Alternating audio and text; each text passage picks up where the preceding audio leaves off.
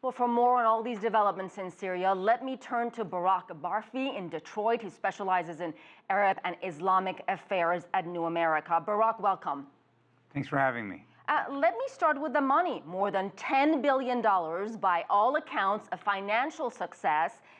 But does it address the underlying problem of why there's this massive humanitarian and refugee crisis?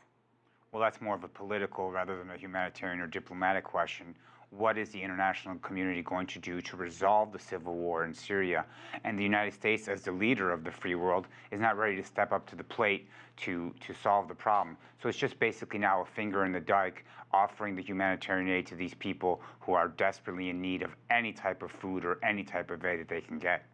Are you concerned at all that the pledges will not be delivered, that some countries may in fact back out?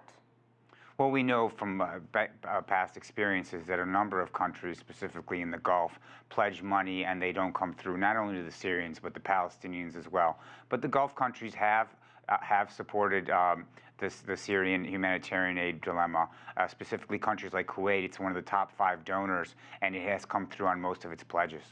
Barak, I gotta ask you, of course, money and resources, a great start, but not much help if you can't even access the war zone. Let's see, for example, what happened in the town of Medaya, isolated, and, it couldn't get food for months.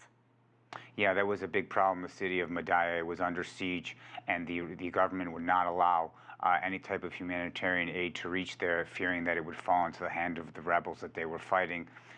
The problem there became very dire to the point that it was making the front page news and all the Twitter feeds, and a lot of pressure at the end, and the government caved in and allowed some of those aid convoys. But we see that in a lot of other areas in Syria as well, but Madaya was the big one.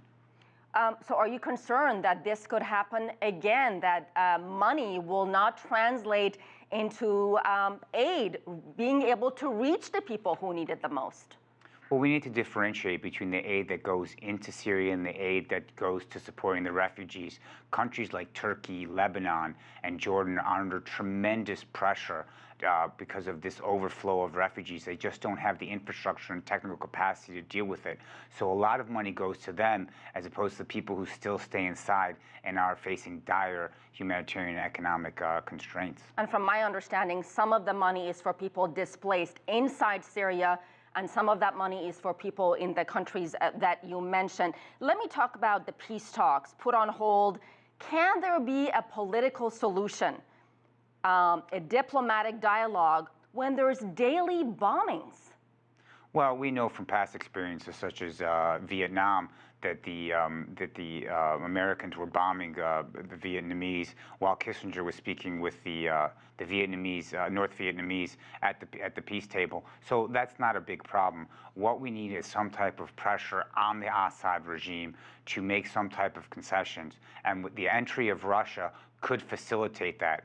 Russia does not have the narrow interest that Iran has, that wants to keep Bashar al-Assad, President Bashar al-Assad, and his Alawi sect in power. Russia just does not want to see a total collapse and chaos of the country. Now that it has become the big backer and protector and guarantor of the Syrian regime, it can apply more pressure to facilitate Syrian regime concessions.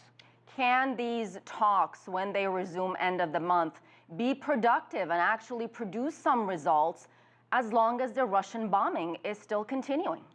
I'm not optimistic that we'll see any type of progress in the peace negotiations. Why?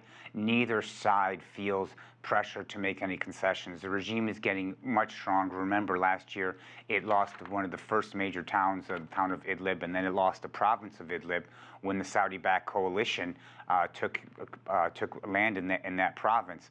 Now the regime feels much stronger. It's got a boost from the Russians. The Iranians have brought in more aid now because they don't feel the constraints from the sanctions being lifted.